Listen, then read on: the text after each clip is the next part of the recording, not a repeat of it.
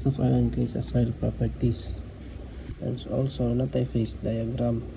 Mao siya ang contain sa isa ka soil. Ay siya air, water, o siyempre ang solid. And natay volume of air, volume of water, volume of solid. Also ang volume of air, volume of water, mao siya itong volume of voids. So natay total volume. Also na mass sa water, na mass sa solid. Apoy mass sa water. So start ta sa ilang kuan ano sila kaning. So first is a void ratio, which is ang E.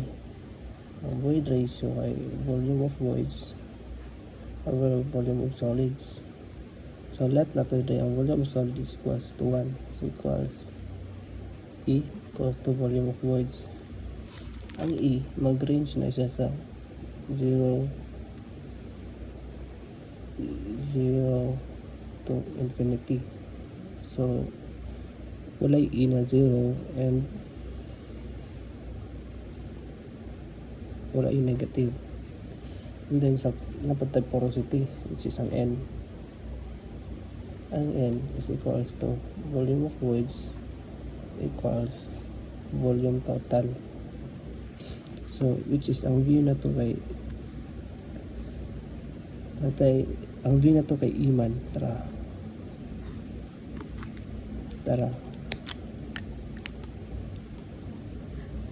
so substitute na to E equals the volume total. Tara itong volume total kani.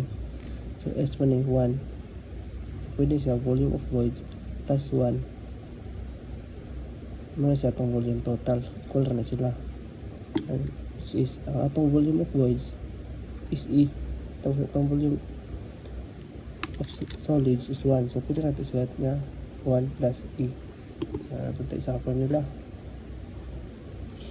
And also napunta saturation, degree of saturation.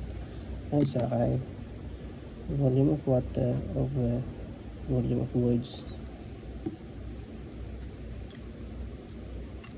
which is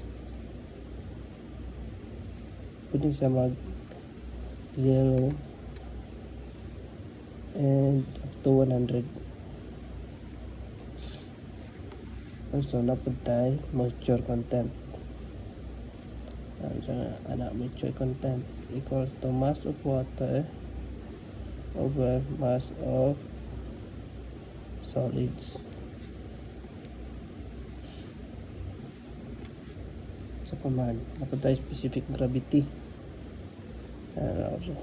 Ang GS equals to gamma of soil over gamma of water. Mao siya ang specific gravity. So na sila mga relationship kani pwede ni siya mahimong specific gravity equals to ES.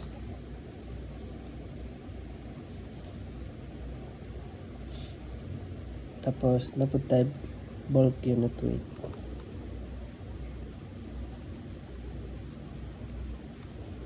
Which is muna siya sa moist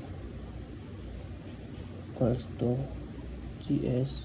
Pwede mo siya ma-derive pero taas naman. And so lang GS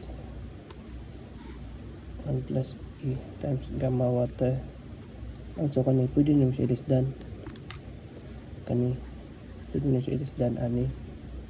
Basta darin lang siya. Ikaw na bala mag-manipulate na. Basta matsibrigya po nga condition.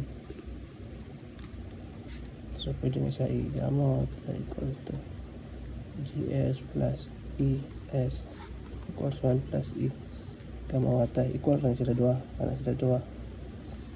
Equal. And also if state sa problem na saturated, so S equals to 1 kay fully saturated man siya. Ang iya daw volume sa diba ang S na to kay equals to volume of water over volume of voids. So iya daw volume of voids is water tanan. So kung feel ay value sa water mo pa value sa void, so same ra sila. So equal na siya sa 1. So dito tayo nag-tweet sa saturated equals to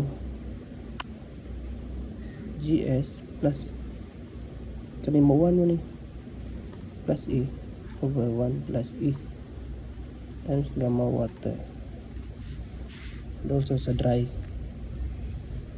sa dry gamma dry, so dry na yan siya, no? Wala siya tubig, so ang mas sa water niya equals to 0 dari pwede ito magamit ni, so 0 dani, so siyempre 0 na sila dua, so kani kay ma 0 man ni mawala ni, so gamma dry equals to GS wala naman eh times gamma water na taritso over 1 plus E. Yan sila.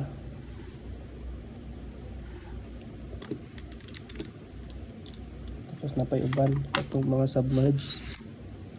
If na-submerged na siya, ano siya effective? Menos running wow. Submerged gamma effective or submerged equal to gamma sat minus gamma water na wala na yung gamma effective. And also naman tayo sa air void percentage, ano tayo percentage of air void, kung pila daw ka percent ang hangin sa void. In void in void, so A equals to volume of air over volume of voids, so which is dura di ba kabukat ang void, ang volume of water o volume of air,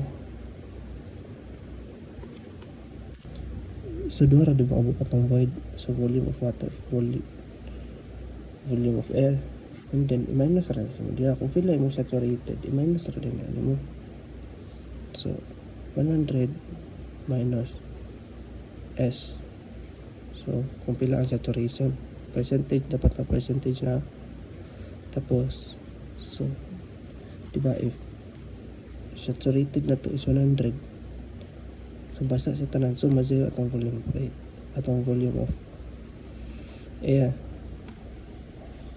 Ito na po tayo average air void ratio,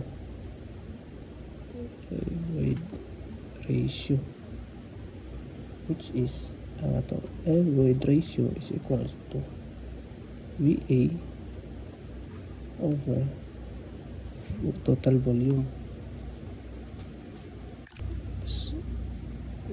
So VA, atong VA pwede ato na i-write as kani manipulate ni, so may mga kuan ito natin sila, VA equals to AV pa, so equals na siya sa V equals to VV, so volume of voids over volume total times A, so atong volume of voids volume total diba porosity na tara porosity, so pwede tara na i-rewrite void equals to N times A, which is itong A is kani, so pwede na po natin sila equals to N times 100% minus percent, so area average equals to pwede po siya 1 minus S.